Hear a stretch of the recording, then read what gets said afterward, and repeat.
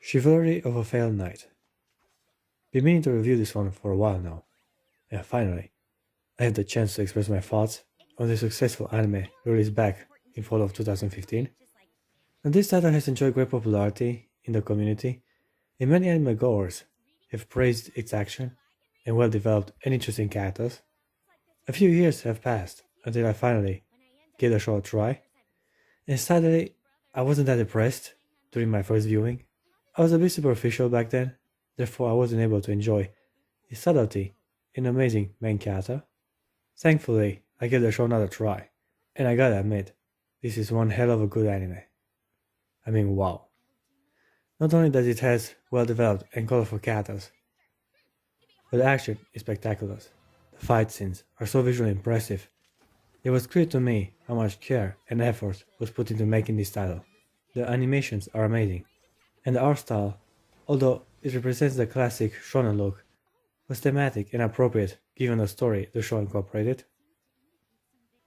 Chivalry of a Failed Knight presents an alternative reality, where some humans are capable of using magical powers to manifest their souls into weapons.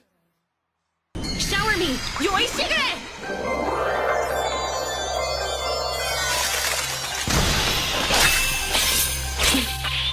These individuals with supernatural abilities are called blazers. They are able to control forces beyond human comprehension. Therefore, they have the opportunity to undergo rigorous training at special academies to eventually reach the status of Mage Knight. At Hagen Academy, blazers are selected as representatives for the 7-Star Sword Art Festival, a tournament held with the purpose of determining the strongest apprentice knight. Here is where I'll introduce our protagonist. Ecchi Korugane is an aspiring mage knight that sadly has earned the nickname the worst one for ending up as an F-rank blazer, the lowest rank possible. Now don't let the rank fool you, because the main character is actually pretty overpowered. Wait, what? Well, just because he cannot manifest enough magical power, the school staff decided to ostracize him and consider his future as a blazer impossible. Now these are some weird standards for an academy. I mean, he works really hard, and he even outmatches in strength many of the other prominent students. It makes no sense not to appreciate hard work and above all, his numerous stunning victories. Another win for Ecchi Kurogane, aka another one. Victory over Student Council Executive. Well, there is more at play here, as his family actually roots against him. They do whatever it takes to keep him from graduating Hagen Academy. Even the previous headmaster was one of their minions, and he imposed these harsh restrictions that in the end earned Ecchi Korugane the title of Worst One. Luckily for him, the headmaster changed and was replaced with this hot piece of ass. Kurono Shinguji seems to be on his side and wants him to prove himself in the upcoming 7-Star Sword Festival. But I'm getting ahead of myself. Let's start with the incident that brought the main character into the director's office, shall we? After accomplishing his morning routine, Ecchi accidentally stumbles upon Stella Vermilion, a visiting princess and an A-rank blazer who just enrolled at Hagen Academy, as she was undressing in his room. Now this is a typical anime introduction of a love interest, but the part where this particular title actually managed to impress me was that instead of screaming and running away, the protagonist decided to make it even and strip as well. Now that was a fun interaction to start the future romance. I'm not going to pretend I didn't see what I just saw. So how's this? I'll get naked and we'll call it even! And yes, it seems like they were destined to be together, as the headmaster herself breaks down the news that they will be sharing the same room till graduation.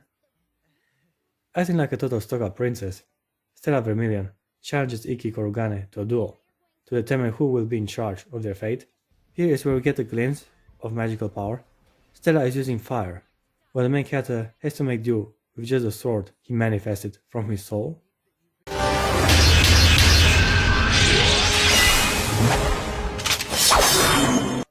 We get to witness the hard work both combatants put into their fighting technique. While the protagonist has trained his body In Vision, to compensate for his inability to use magic, his opponent relies heavily on her gift. Not to say Stella didn't work hard to reach that level of power, as Ikki himself recognizes how much effort she put into her technique. I see it. Not just your talent, your hard work too. The main character emerges victorious in the end, and afterwards Stella becomes his servant. Sadly, Ikki is too much of a nice, respectable guy to do nasty, indecent things to the princess. But hey, at the very least, she falls in love with him. Can you really blame the girl?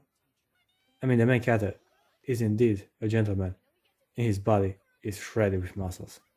Stella ain't the only girl that has her heart with him. Oh no, there are many more to come. Starting the second episode, Ikki keeps on bragging about his little sister.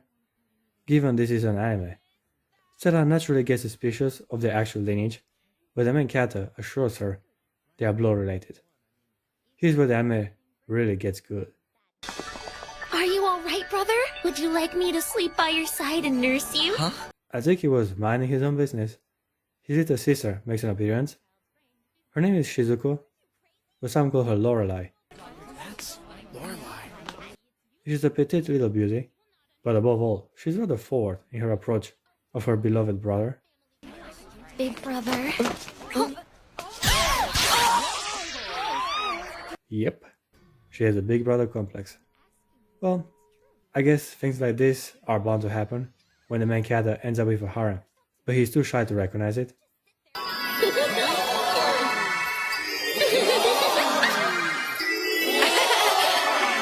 Ever since this moment, Stella and Shizuku have become rivals, and are constant exchange of insults. Fat ugly. No, you did And the girls keep on coming. There is one who claims to be a journalist and likes to gossip a lot behind the scenes. Her name is Kagami Kusakabe, but she's more or less an episodic character. Well, I am a serious journalist. I mean, I'm not writing a gossip column or anything. The female that really caught my attention is Ayase Ayatsuji. She's been following the protagonist around the campus and wants to become his apprentice. She's especially shy around boys her age, having not much experience interacting with another male who isn't a mentor or a pupil. Her father used to be some big name sword master, until he has finally fallen from grace due to old age and heart problems.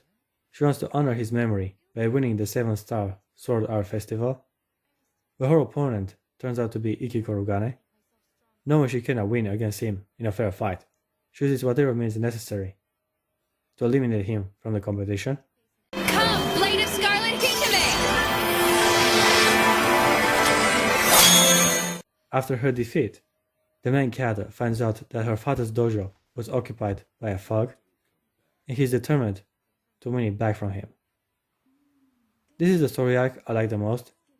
Ikki has encountered this thug before, as he was trying to pick a fight with the main character outside the school grounds. Kurado Kurashiki, also known as the Sword Eater, is the opponent the protagonist will have to face to win back Ayase's honor. This was a visually impressive fight. I might even say this was the best fight in the whole show. You can feel the tension in the air, as Ikki is well aware he has met his match and has to go beyond his limits to survive the fight. The match ends up with no clear victor, but the Sword Eater shows respect for his determination and skill. Therefore, he gives up on the dojo. What about the dojo? It was fun while it lasted, but I've got bigger fish to fry, kid. I really like this Kurodo guy. He acts tough and reckless, but he values hard work and willpower. There are a bunch of characters I still have to mention, but I will restrict myself to only a few more females, for narrative reasons, of course. Yuri Oreki is a teacher from Heigan Academy, and she does not seem to be in the best health condition possible. I vomit at least a liter of blood per day. She reminds me a bit of Rain Murasame from the Date of Life franchise, in the way she's so frail and sleepy all the time. It's kind of weird how similar they are. Now it's about time to also mention the current student council president, as well as the former strongest student of Heigan Academy, named Toka Todo.